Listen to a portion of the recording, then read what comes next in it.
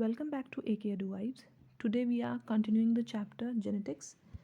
We'll start with the topic sex linked inheritance and then we'll move forward with the topic Mendel's experiment on inheritance. इस topic के अंदर हम different जो disorders हैं x link जो inheritance है उसके रिलेटेड या एक्स क्रोमोसोम से रिलेटेड जो भी डिसऑर्डर्स हैं उनके बारे में बात करने वाले हैं. स्पेसिफिकली दो जो हैं जैसे कलर ब्लाइंडनेस या हीमोफीलिया, इनके बारे में बात करेंगे. और फर्दर हम मेंडल ने किस तरीके से पायसम सताइवम को चूज़ किया, क्यों चूज़ किया, रीज़न क्या था और कौन कौन से ऐसे कैरेक्टर्स थे जो कि उन्होंने चूज़ किए थे जिसके बेसिस पे उन्होंने मोनोहाइब्रिड क्रॉस या डायहाइब्रिड क्रॉस किया. इसके बारे में भी आज इस वीडियो के अंदर हम बात करने वाले हैं. So let's start the video. So we are starting with the sex linked inheritance. Sex linked inheritance is the appearance of trait. Sex linked inheritance क्या है? सेक्स लिंक्ड इनहेरिटेंस है अपीयरेंस ऑफ अ ट्रेट. एक trait का appearance, एक trait का appear होना किसकी वजह से? Due to the presence of an allele. एक अलील की प्रेजेंस से की वजह से, अलील की प्रेजेंस की वजह से या तो एक्स क्रोमोसोम पर या वाई क्रोमोसोम पर. ठीक है. सेक्स लिंक्ड इनहेरिटेंस क्या है? अपीयरेंस ऑफ अ ट्रेट, किसी ट्रेट का अपीयरेंस होना due to the presence of allele exclusively on the X chromosome और वाई क्रोमोसोम. एक्स क्रोमोसोम या वाई क्रोमोसोम पर किसी अलील का होना और उसकी वजह से किसी ट्रेट का अपीयर होना ही सेक्स लिंक्ड इनहेरिटेंस कहलाता है. ठीक है. अब एक्स लिंक्ड इनहेरिटेंस जो है इसके अंदर हम कुछ डिसऑर्डर्स के बारे में बात करने वाले हैं. जैसे मैंने कहा था, तो सर्टेन डिसऑर्डर्स हैं which is cause due to the heredity, जैसे कि हीमोफीलिया हो गया या कलर ब्लाइंडनेस हो गया. ये ऐसे भी बोल सकते हैं हम कि जेनेटिक डिसऑर्डर्स होते हैं. ठीक है. मतलब पेरेंट्स से आप में ये इनहेरिट हो जाते हैं या पास हो जाते हैं. अच्छा, ओके. तो ये जो फीचर्स, ये जो डिसऑर्डर्स की हम बात कर रहे हैं, डिसऑर्डर्स, ये दो डिसऑर्डर्स हमने अभी पढ़े, हीमोफीलिया और कलर ब्लाइंडनेस, ये कॉमनली आपके मेल में देखे जाएंगे और रेयरली फीमेल में बहुत कम ये देखे जाएंगे. इन डिफेक्ट्स को, ये जो डिफेक्ट्स हैं they are due to recessive gene. किसकी वजह से होते हैं? रिसेसिव जीन्स की वजह से प्रेजेंट होते हैं. और कहाँ पर प्रेजेंट होते हैं बेटा? एक्स क्रोमोसोम के ऊपर प्रेजेंट होते हैं. ठीक है. कलर ब्लाइंडनेस जो है एक इनहेरिटेड डिजीज़ है. अब हम कलर ब्लाइंडनेस की बात करें तो ये एक इनहेरिटेड डिजीज़ है, जेनेटिक डिजीज़ है, due to which affected individual can not differentiate between certain colours, mostly red and green. इस डिसऑर्डर में क्या होता है, जो अफेक्टेड इंडिविजुअल होता है वो कुछ कलर्स जो है मोस्टली रेड और ग्रीन के बीच में डिफ्रेंशिएट नहीं कर पाता. ठीक है. ओके. उसके बाद reading the numbers given in the 3. अच्छा, ये तो चलो उसके अंदर ही पर्टिकुलर दे रखा है, बट स्पेसिफिकली अगर सिर्फ कलर ब्लाइंडनेस की बात की जाए तो एक जेनेटिक इनहेरिटेड डिजीज़ है जिसमें कि अफेक्टेड इंडिविजुअल या सफरर जो है वो डिफ्रेंशिएट नहीं कर पाता कुछ कलर्स के बीच में. पर्टिकुलरली अगर हम बात करें तो रेड एंड ग्रीन के बारे में. नेक्स्ट डिसऑर्डर की अगर हम बात करें तो वो है आपका हीमोफीलिया. हीमोफीलिया भी एक जेनेटिक डिसऑर्डर ही है. ठीक है. जिसमें जो सफरर होता है बेटा वो एक रिस्क पर होता है ऑफ ब्लीडिंग. ठीक है. किस पर है? एक रिस्क पर है वो ब्लीडिंग के to death, bleeding to death due to the blood fail to clot in them. अब क्या होता है, हीमोफीलिया एक जेनेटिक डिसऑर्डर है जिसमें कि जो सफरर है वो रिस्क ऑफ ब्लीडिंग पर है.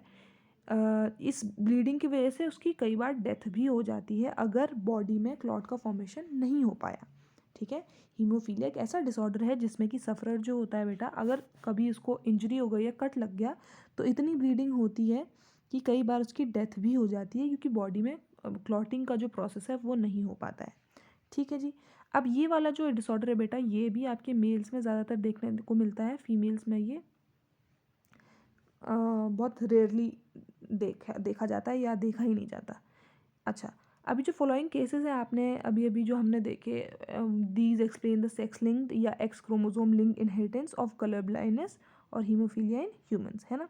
अब इसके बाद हम बात करने वाले हैं इन्हें बेटा ये एक्स लिंक्ड इनहेरिटेंस तो बोला ही जाता है इनको, या एक्स क्रोमोसोम लिंक्ड इनहेरिटेंस तो बोला ही जाता है. साथ के साथ इन्हें क्रिस क्रॉस इनहेरिटेंस भी कहा जाता है. अब क्रिस क्रॉस इनहेरिटेंस इन्हें क्यों कहा जा रहा है वो हम देख लेते हैं.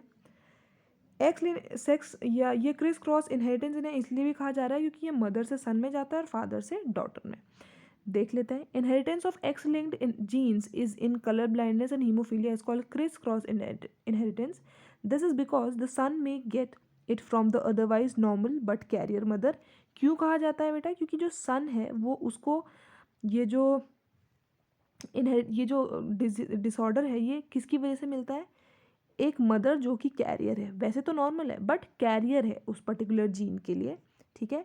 And a colour blind father may pass it to the daughter, और डॉटर को किससे मिलेगा? एक कलर ब्लाइंड फादर से मिलेगा, making her colour blind too. और उसको इसकी वजह से क्या होता है, जो डॉटर होती है वो भी कलर ब्लाइंड हो जाती है if the mother is a carrier, अगर मदर क्या है, अगर मदर क्या है, एक कैरियर है तो। देखो अगर मदर कैरियर नहीं है, ठीक है, अगर मदर कैरियर नहीं है और सिर्फ फादर जो है वो आपका कलर ब्लाइंड है, तो डॉटर भी सिर्फ कैरियर ही होगी, ठीक है। पर अगर मदर कैरियर है या सफ़रर है और मेल भी आपका सफ़रर है उस पर्टिकुलर डिसऑर्डर के लिए, तो आपकी डॉटर जो होगी वो क्या हो जाएगी? कलर ब्लाइंड हो जाएगी। अच्छा जी, ओके। बट सन के लिए अगर हम बात करें तो मदर का कैरियर होना भी सन को डिसऑर्डर करा सकता है। ओके, अब इसके बाद इसके अंदर हमें पर्टिकुलरली 3 केसेस देखने हैं, जिनको कि इन्होंने एक्सप्लेन कर रखा है, अलग अलग केसेस हैं यहाँ पे। केस 1 में इन्होंने क्या किया, मदर जो है वो बेटा नॉर्मल है, और जो आपकी मदर आपके नॉर्मल होगी, डबल एक्स यहाँ पर देख रहे हो आप, एक्स एक्स नॉर्मल है क्रोमोसोम्स, और कलर ब्लाइंड फादर है जिसमें कि एक्स क्रोमोसोम जो है उस पर ओ जीन है, यानी कि कलर ब्लाइंड का जीन है, और वाई जो है वो नॉर्मल है, यानी कि ये जो है फादर, ये कलर ब्लाइंड फादर है। अब यहाँ पर जब क्रॉस किया जाता है, यहाँ पर ये फादर के क्रोमोसोम्स हैं, ये मदर के क्रोमोसोम्स हैं, जब इनको क्रॉस करवाया तो एक्स एक्स नॉट मिला, यानी कि जब फीमेल के पास में एक नॉर्मल एक्स और एक आपका डिसऑर्डर वाला एक्स हो गया, तो वो कैरियर कहलाती है। जबकि अगर मेल के पास में एक नॉर्मल एक्स और नॉर्मल ही वाई होगा, तो वो नॉर्मल सन कहलाएगा, ठीक है।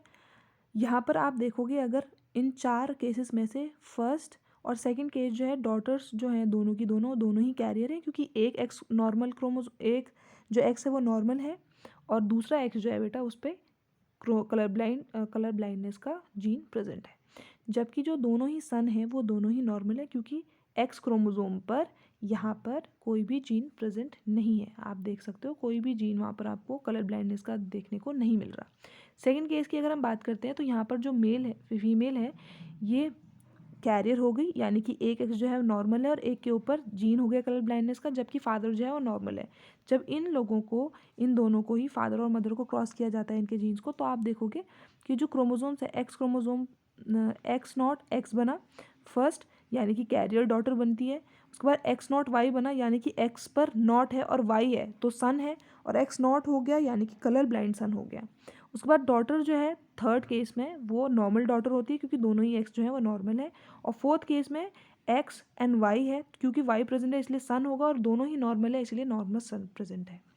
केस 3 की बात करें तो यहाँ पर ये हमसे क्वेश्चन कर रहे हैं कि think of a possibility of a marriage between carrier mother, एक कैरियर मदर यानी कि एक्स एक्स नॉट है ना, एक ही एक्स जो होगा उस पर जीन प्रेजेंट होगा, एक नॉर्मल होगा तो वो कैरियर है, अगर दोनों पर ही जीन प्रेजेंट है तो वो सफरर है, वुमन, ठीक है।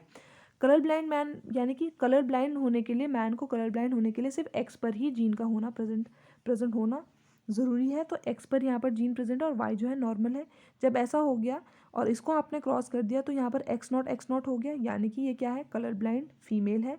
एक्स नॉट वाई हो गया यानी कि कलर ब्लाइंड मेल है।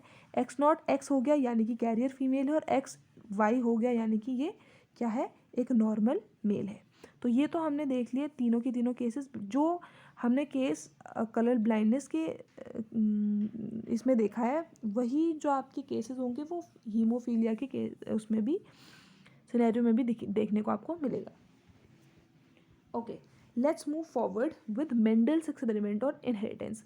अब बेसिक हमने इतना हम देख चुके हैं कि जो बेसिक प्रिंसिपल था जेनेटिक का, है ना, वो discovered for the first time by Gregor John Mendel, है ना। ये तो हम प्रीवियस वीडियो में भी हम बात कर चुके हैं कि जो आपका बेसिक डिस्कवरी है, जो बेसिक प्रिंसिपल्स हैं जेनेटिक्स की, वो सबसे पहले किसने डिस्कवर किए?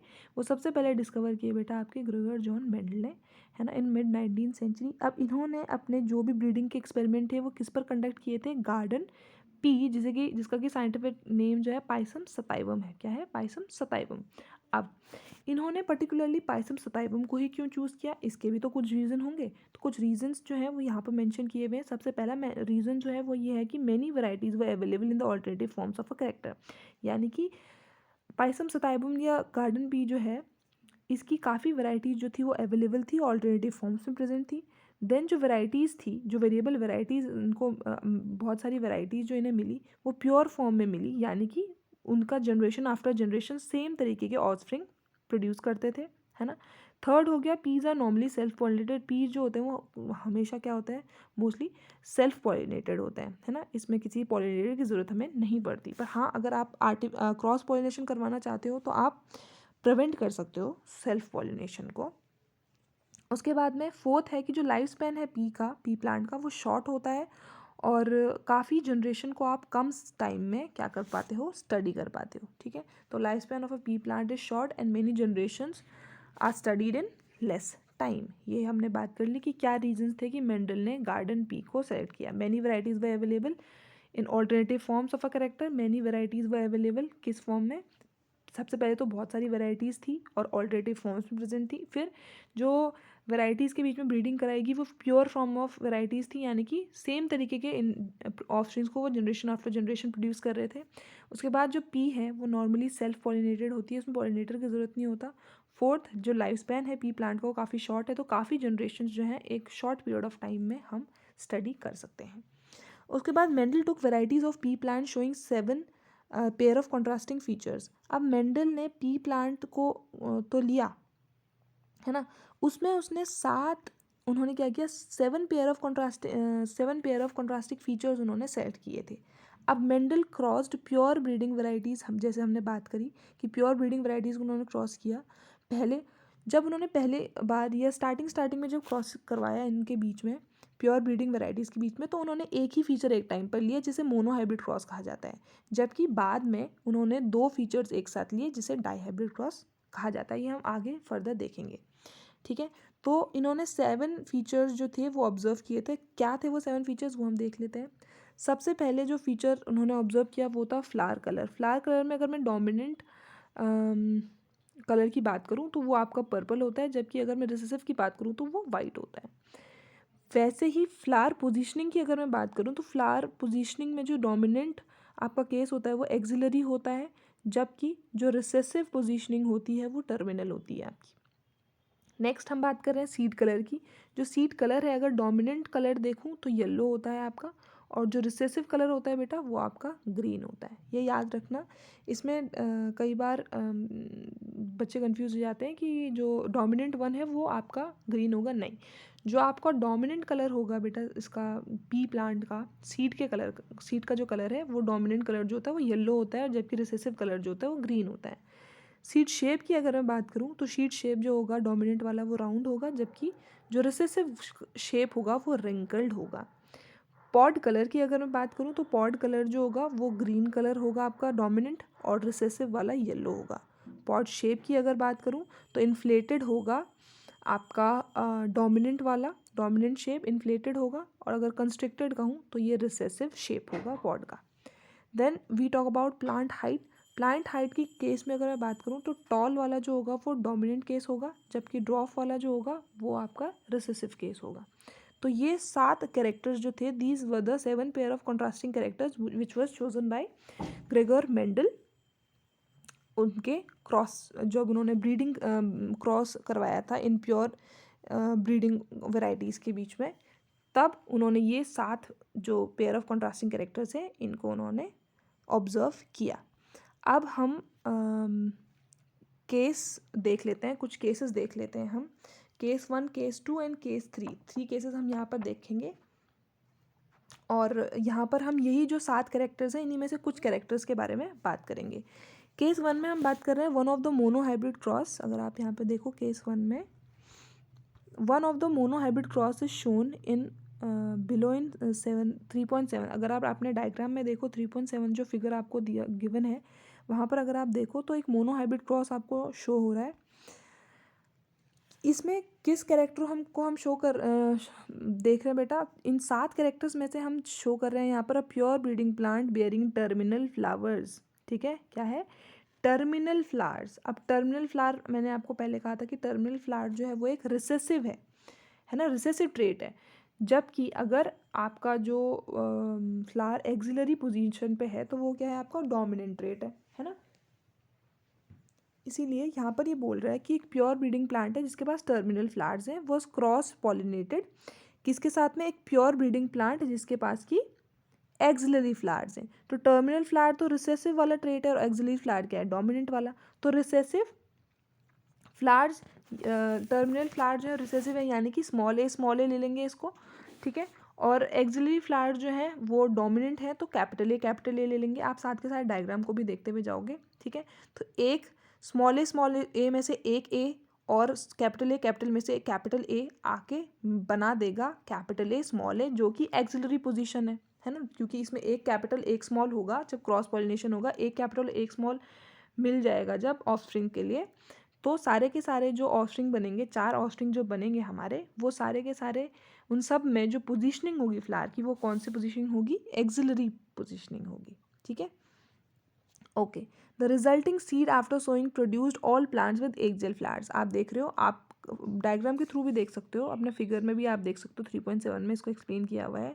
अभी मैं आपको इसके बाद भी शो करूँगी कि जो रिजल्टिंग सीड है आपका, है ना, वो रिजल्टिंग सीड जो होंगे after sowing produced all the plants, जो कि सारे के सारे जो प्लांट्स आपको बाद में अभी ऑफस्प्रिंग मिलेंगे 4 F1 जनरेशन में, जो आपको 4 ऑफस्प्रिंग मिलेंगे वो सारे के सारे एक्सियल फ्लावर्स होंगे।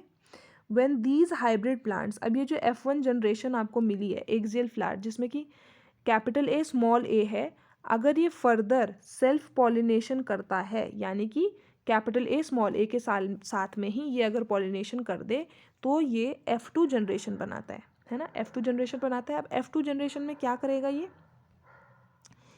F2 जनरेशन में जाकर बनाता है दोबारा से एक्सिलरी फ्लावर्स, ठीक है। 3 जो केसेस होते हैं जब ये सेल्फ पॉलिनेशन करता है, तो 3 केसेस ऐसे होते हैं जो कि एक्सिलरी पोजीशनिंग शो करते हैं, ये देखिए। जबकि एक जो केस ऐसा होता है जिसमें कि टर्मिनल पोजीशन पर फ्लावर प्रेजेंट होता है, ठीक है। ये देखो यहाँ पर ये F2 जनरेशन में आप देख रहे हो, ये F1 जनरेशन थी, टर्मिनल फ्लावर हमने लिया एक, और एक हमने एक्सिलरी फ्लावर लिया, स्मॉल ए टर्मिनल फ्लावर के लिए, कैपिटल ए आपके एक्सिलरी फ्लावर के लिए, और आपको ऑफस्प्रिंग मिला all axillary flowers capital A small A, ठीक है। ऑल एक्सिलरी फ्लावर्स क्या है, कैपिटल ए स्मॉल ए है, जो है कि F1 हाइब्रिड में आपको देखने को मिलेगा। उसके बाद अगर मैं इसी को सेल्फ फर्टिलाइजेशन, अगर इसका इसी का सेल्फ पॉलिनेशन में करवा दूं, अगर मैं इसी का सेल्फ पॉलिनेशन करवा दूं, यानी कि सेल्फ पॉलिनेशन करवाने का क्या मतलब है, सेल्फ पॉलिनेशन करवाने का मतलब है कि कैपिटल ए स्मॉल ए, इन दोनों का अगर मैं क्रॉस करवा दूं, तो बेटा 3 केसेस ऐसे मिलते हैं जिनमें कि टर्मिनल आपको एक्सिलरी पोजीशनिंग पर फ्लावर मिलेगी, जबकि एक केस ऐसा मिलता है जिसमें कि आपको टर्मिनल पोजीशन पर आपके फ्लावर्स देखने को मिलते हैं। तो आपका जो रेशो आपको यहाँ पर मिलता है वो होता है 3:1 का रेशो। क्या होता है, 3:1 का रेशो होता है F2 जनरेशन में। उसके बाद में ये देखो, 1 A produced all plant with axillary flowers only, एक कैपिटल ए मिलता है, 2 आपको कैपिटल ए स्मॉल ए मिलते हैं, और एक आपको स्मॉल ए मिलता है, ठीक है। और अगर जीनोटिपिक में इसका आपको जीनोटिपिक अगर मैं इसका रेशो बताऊँ आपको, तो ये होगा आपका 1:2:1, ठीक है। अगर जीनोटिपिक रेशो में इसमें बताऊँ आपको, जीनोटिपिक रेशो बताऊँ तो 1:2 आपका 1 आपको देखने को मिलेगा, ठीक है। जबकि अगर मैं फिनोटिपिक रेशो देखूं, अगर फिनोटिपिक रेशो की बात करूं, तो ये 3:1 देखने को आपको मिलता है, ठीक है। This kind of ratio obtain by crossing 2 different traits of single character is known as monohybrid cross. अब यहाँ पर हमने एक ही कैरेक्टर एक साथ एक बार लिया ना, है ना, हमने एक ही कैरेक्टर यहाँ पर लिया अलग अलग ट्रेट्स का, तो क्योंकि हमने एक ही कैरेक्टर लिया इसलिए इसे मोनोहाइब्रिड क्रॉस कहते हैं। इसमें फिनोटिपिकली अगर आप देखो, फिनोटिपिक जो फीचर है या जो रेशो है आपका 3:1 है, जैसे कि मैंने अभी मेंशन किया। और अगर जीनोटिपिक आप रेशो देखो तो 1:2:1 है, क्योंकि 1 जो है आपका कैपिटल ए है ये वाला, फिर 2 आपके कैपिटल ए स्मॉल ए हैं, और एक आपका कैपिटल स्मॉल ए है, ठीक है। तो 1:2:1 हो जाएगा। केस 2 में अगर हम बात करें, तो हम बात कर रहे हैं प्लांट हाइट के बारे में। किसके बारे में बात कर रहे हैं, प्लांट हाइट के बारे में हम यहाँ पर बात कर रहे हैं।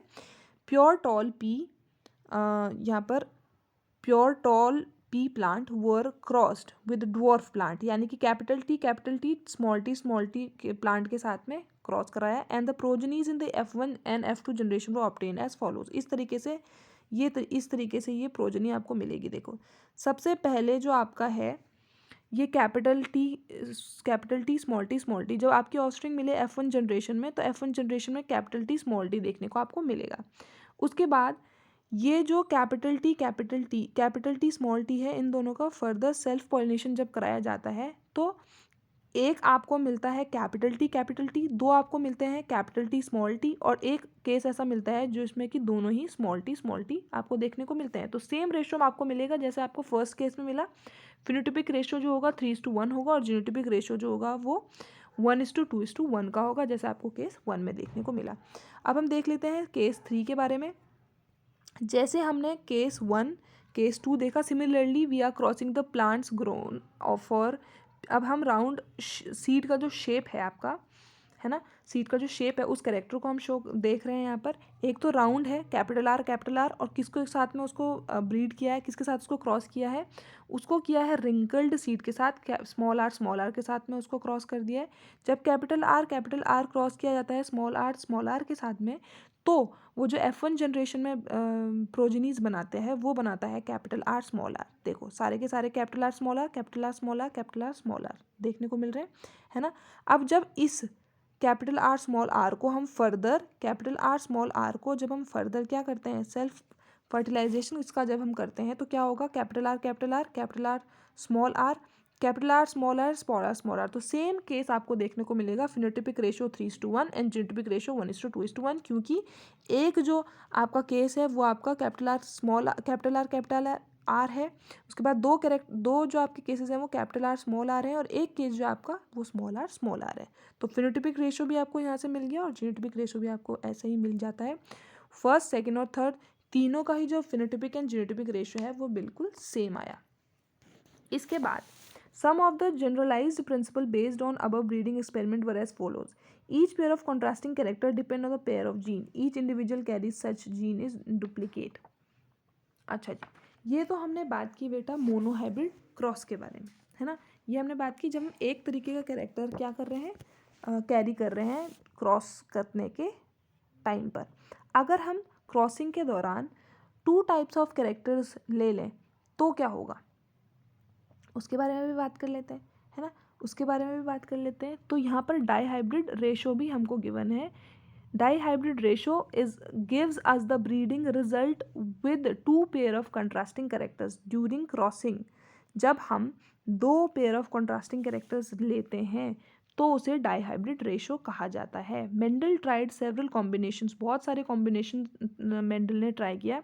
One such combination was the crossing of variety with round and yellow seed. ठीक है, राउंड और येलो दोनों ही डोमिनेंट है, with another variety having wrinkled and green seed जो कि रिसेसिव ट्रेट है। ठीक है जी, अब इन्होंने 2 कैरेक्टर एक टाइम पे उठाए हैं, राउंड एंड येलो और रिंकल्ड और ग्रीन, एक टाइम पर 2 कैरेक्टर्स उठाए। जो आपको रेशो यहाँ पर देखने को मिलता है वो होता है आपका 9:3:3:1। क्या देखने को मिलता है, फिनोटिपिक रेशो अगर मैं बात करूँ फिनोटिपिक रेशो की, तो फिनोटिपिक रेशो अगर मैं देखूँ तो यहाँ पर आपका फिनोटिपिक रेशो होगा 9:3:3:1 का। ठीक है, जो रेशो होगा आपका वो होगा आपका 9:3:3:1 का रेशो होगा। The above result from parent to F1 and then to F2 can be easily understood from the following. ठीक है, the above result from parents to F1 and then to F2 can be easily understood from the following. आप इस diagram के through भी इसको easily देख सकते हो। ठीक है, मोस्टली डाईहाइब्रिड क्रॉस का जो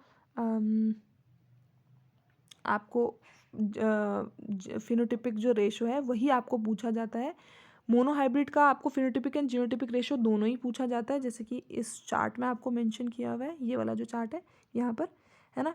तो क्योंकि मोनोहाइब्रिड क्रॉस का जो रेशो है वो इजी भी है, कॉम्प्लेक्स नहीं है, तो इसीलिए ये दोनों ही आपको पूछ लिए जाते हैं। 3:1 आपका फिनोटिपिक रेशो होता है और 1:2:1 आपका जीनोटिपिक रेशो होता है। जबकि डाईहाइब्रिड रेशो में की अगर मैं बात करूँ तो फिनोटिपिक रेशो 9:3:3:1 और जीनोटिपिक रेशो काफ़ी कॉम्प्लेक्स होता है, इसलिए जीनोटिपिक रेशो आपको पूछने को नहीं मिलता। ठीक है, ये क्रॉस भी बहुत मुश्किल है कि आपको पूछेगा, आपको मोस्टली मोनोहाइब्रिड क्रॉस ही पूछा जाता है।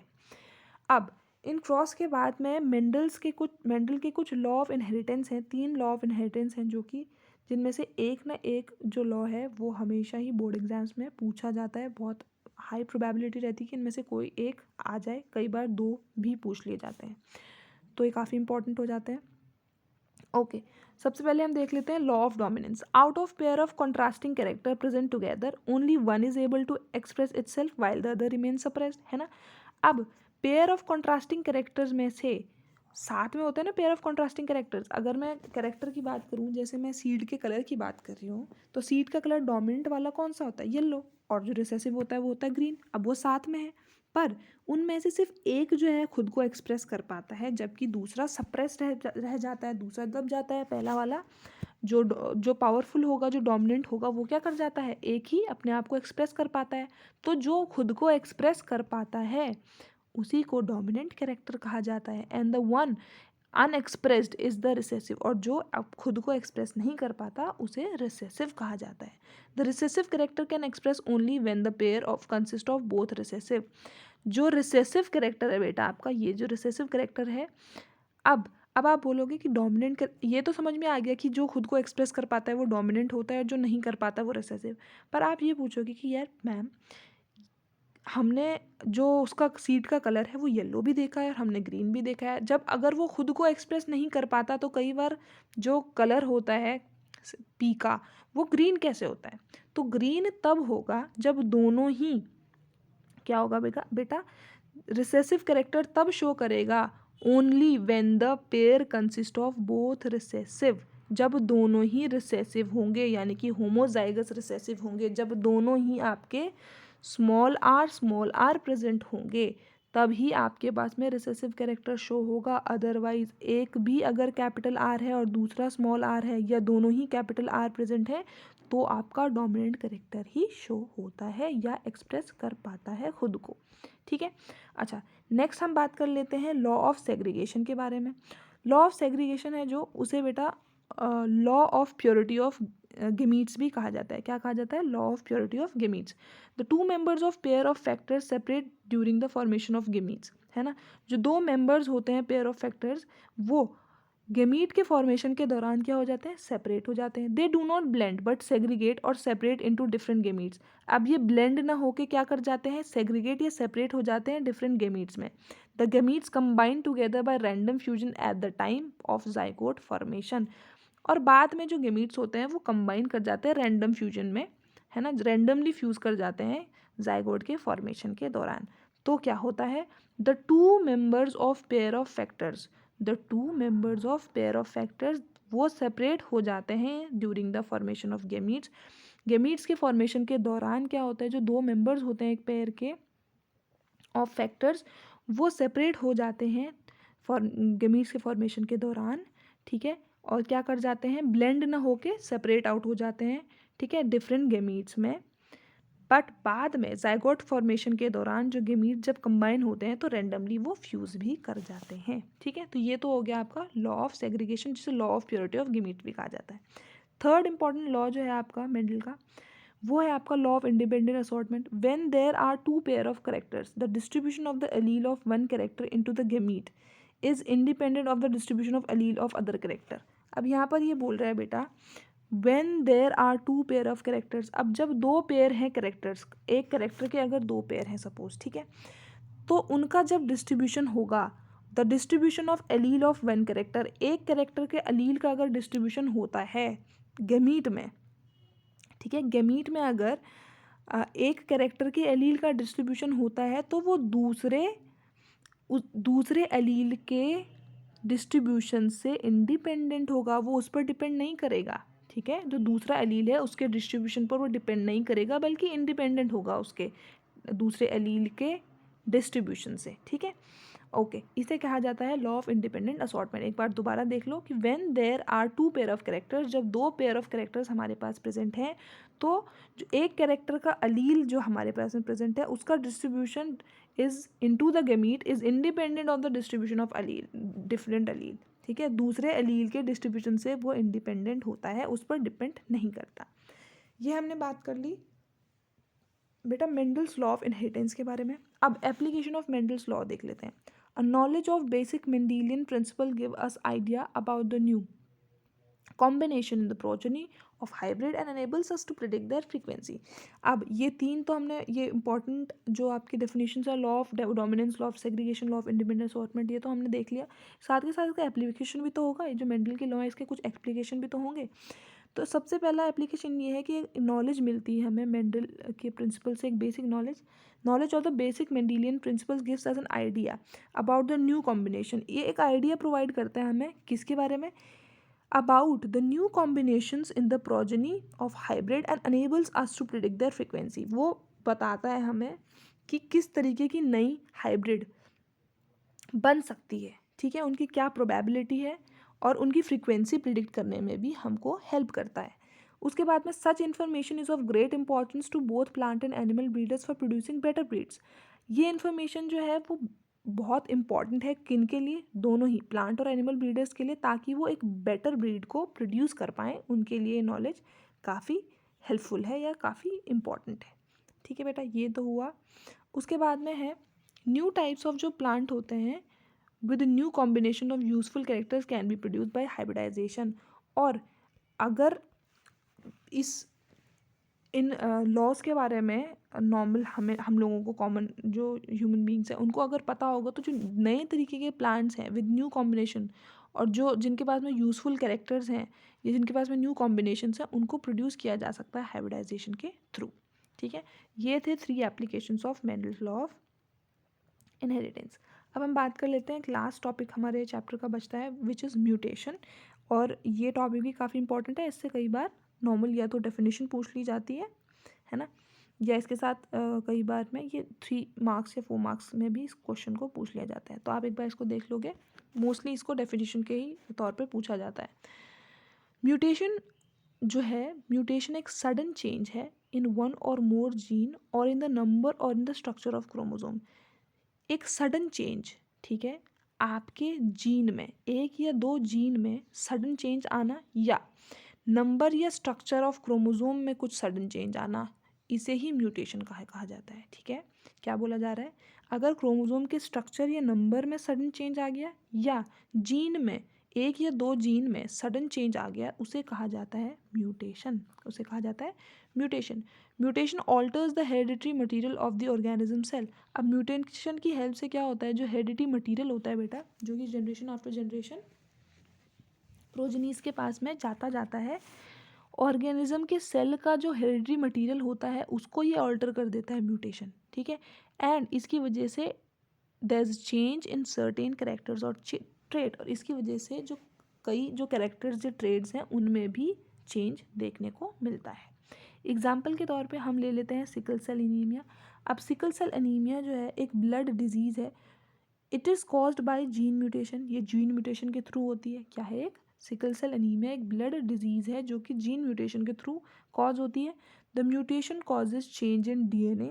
म्यूटेशन से क्या होता है बेटा, डीएनए में चेंज आता है, resulting in the production of sickle shaped RBCs. Mutation की हेल्प से डीएनए में चेंज आता है, जिसकी वजह से सिकल शेप के जो आरबीसीज होते हैं, सिकुड़े से हुए, उनके जैसे आरबीसीज का प्रोडक्शन आपकी बॉडी में हो जाता है। दूसरा अगर मैं एग्जांपल यहाँ पर दूँ रेडियो एक्टिव रेडिएशन का, रेडियो एक्टिव जो रेडिएशंस हैं ये भी gene structure and their effect can be seen, ये भी जीन के स्ट्रक्चर को क्या करते हैं बेटा, रेडियो एक्टिव रेडिएशंस ऑल्टर करती हैं जीन के स्ट्रक्चर को, और इनका जो इफेक्ट होता है can be scene generation after generation, इनका जो इफेक्ट है वो जनरेशन आफ्टर जनरेशन आपको देखने को मिलता है। N atomic explosion which has occurred, अब जनरेशन आफ्टर जनरेशन देखने को मिल रहा है। एग्जाम्पल के तौर में इन्होंने क्या दे दिया आपको, वर्ल्ड वॉर 2 का जापान में जो हिरोशिमा एंड नागासाकी के ऊपर जो बॉम्बिंग की थी, जो एटॉमिक एक्सप्लोजन हुआ था वर्ल्ड वॉर 2 के दौरान जापान में, हिरोशिमा नागासाकी के ऊपर जो अमेरिका ने एक्सप्लोजन या बॉम्बिंग की थी, उसका एग्जांपल यहाँ पर देते हैं कि N atomic explosion which has occurred during world war 2 1945 in Japan, Hiroshima Nagasaki had led to number of deformities in the body of plants and animals which are still persisting। इसकी वजह से, इस atomic bombing की वजह से, explosion की वजह से बहुत सारी डिफॉर्मिटीज़ हो गई थी बॉडी में, चाहे वो प्लांट्स हैं चाहे एनिमल्स हैं, और स्टिल आज भी वो वहाँ परसिस्ट करते हैं। ठीक है, आज भी वो देखने को मिलता है। तो ये थे आपके 2 एग्जाम्पल्स म्यूटेशन के। इसी के साथ में ये चैप्टर भी एंड हो जाता है। आई होप ये जो वीडियो है आपको हेल्पफुल लगी होगी। ऐसे ही वीडियोज़ को देखने के लिए बने रहिए AK एडुवाइब्स के साथ। Thanks for watching.